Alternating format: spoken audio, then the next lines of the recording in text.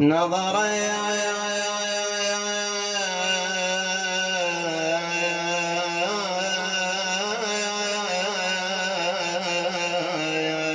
فكانت آخر النظرات لتودع الأحباب بالفلوات. زينب عليها السلام لما أركبوها على الناقة وسار بها الحادي يقولون عنها على الحسين، لأن عشرة عمر زينب ويا الحسين 50 سنة زينب ما مفارقة الحسين. نظر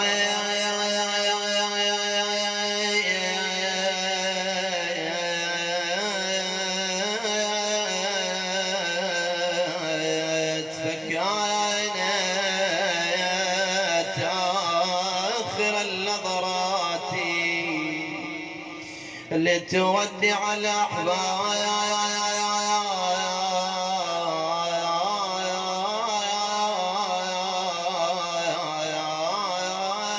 بالفلواتي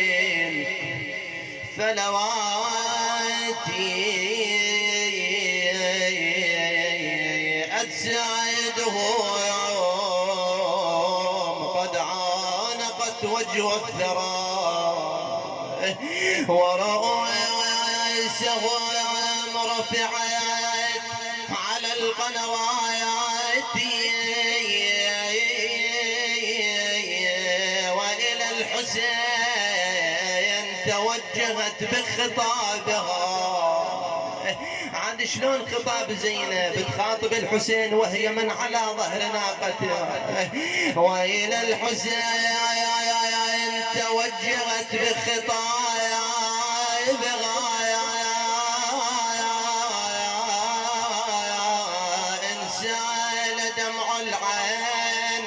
في الوجنات نادت حسين عليك ألف تحية يا أبو علي أخو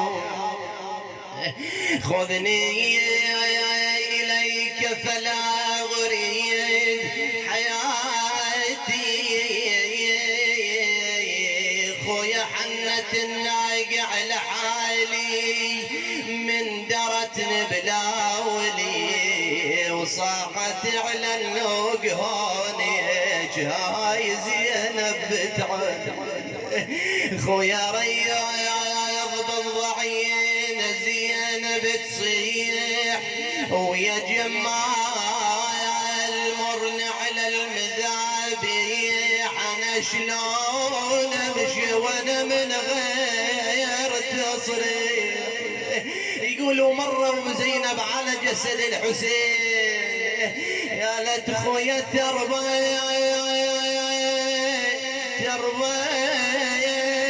انا مشت وعيونها على حسين خويا تربى وخذت من دمع يزل قلب خويا تربى تقول اخويا الاخيت ويا الاخ من الزغور خويا تربى شلون تعوف مرمى على الوطي. بسم الله الرحمن الرحيم.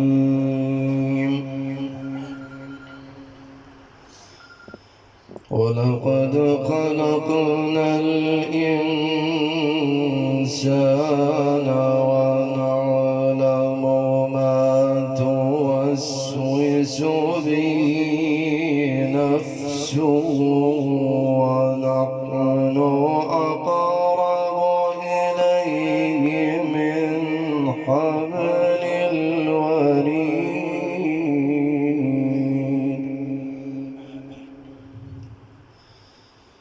صدق الله العلي العظيم وصدق رسوله الكريم محمد بذكره صلوا على محمد وآل محمد.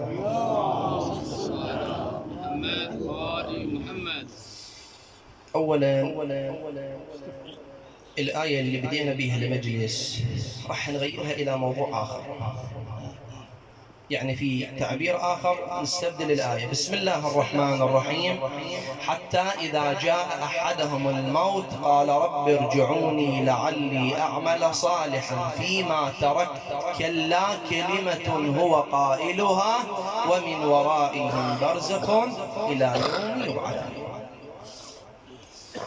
الله تبارك وتعالى في هذه الآية القرآنية ذكر ندامة الإنسان وبين ندامة الإنسان على ماذا؟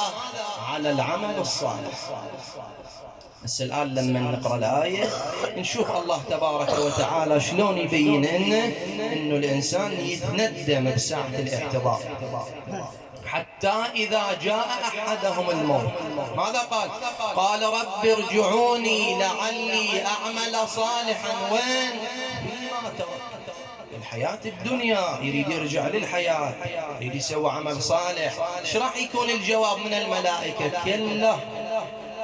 وهاي كلا لما نرجع إلى تفسيرها في الميزان وغيره من التفاسير يقول كلا هي كلمة زجر لهذا الذين تمسكوا بمحبة أهل البيت هي أم البنين سلام الله عليها، وقدمت ما قدمت فداء للحسين. شوف وفاء أم البنين وتضحية أم البنين. يرجع بشر ابن حلم للمدينة أو ينعى الحسين يا أهل يثرب لا مقام لكم بها قتل الحسين فأدمعي مدرار. يقول بشر أنا أنادي قتل الحسين وإذا بامرأة من بعيد يا بشر أخبرني عن الحسين. يقول قلت هاي المرأة ما تسمع الكلام، سألت عنها قيل لي هذه أم البنين وبديت أعزيها بأولادها، وصلت القمر العشيرة ما اقتنعت أم البنين أخبرني عن الحسين.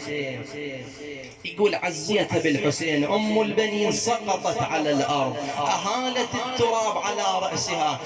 كل هاي الأحداث أم البنين ما كانت حاضرة بكربلاء أو لا شافت الصار والجر على الحسين، لكن ماذا بمن حضرت ونظرت بأم عينها ما جرى على الحسين وهي زينب عليها السلام.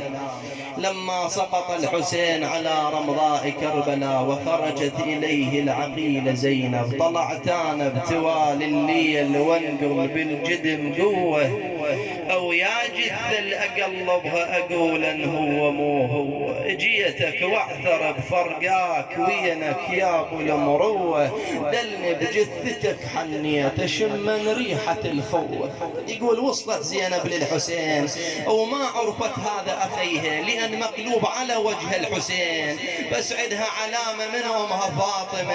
يقول من وصلت للحسين شمت ريحة الزهراء بالحسين. يا ليت خويا الحميد الحمد لله يا خويا من لقيتك ولا ما ريحت امك عاجزة خويا لو اقدر اشيلك جاك خذيتك انا للخيمة وبكيف نعت. يقول وصلت للحسين رمت بنفسها على اخيها الحسين شلون تخاطب زينب يا لا تخويا يا اجعلك يا اجعلك ندر الحوافر يا اجعلك خويا السحق عنك السحق عنك انا شبيد وشيل السحق عنك خويا ما رحم ونك ما رحم ونك خويا وندر الشمر ما رحم ونك. شعد زينب ويا الحسين الشمر بس الشمر قالت لا خويا وانا دري الشمر ما يرحم ظنيك خويا والخيل كلش يطل ظنك خويا يروح يرد يسحق. يقول زينب من وصلت الحسين وشافته بذاك الحال وين دارت وجهها دارت بوجهها الى امها فاطمه صاحت صوت يا يمه تعالي وشوفك كربلاء سوت بحال والله وشوفك كربلاء سوت بحالي قالت يما مطرحة قبالي واشوف اخوتي مطرحة قبال واذا بصوت من الزهراء تقول هنا يميك يا يما مو بعيد قالت يما من حزة وريد شفت حسين من حزة وريد يقول وكأن فاطمة حضرت في يوم العاشر أو زينب رأتها بأم عينها قالت لها أم فاطمة ما الذي أتى بك في هذا الوقت أنت مكسورة الضليع قالت يما وشلون ما جي وشلون ما جي عزيز الولد وشلون ما جي يما بك علي يا يما بك علي وليد ذبح بعد بك علي يقول اركبوا زينب على الناقة وسار بها الحادي يقول عينها على الحسين قالت خويا ظل علي انا حار الرمل وابن امي خويا ظل علي ظل علي ظل علي ولا عن الشمس خلاه خويا ظل علي قالت خويا الحوافر ما تركت سالم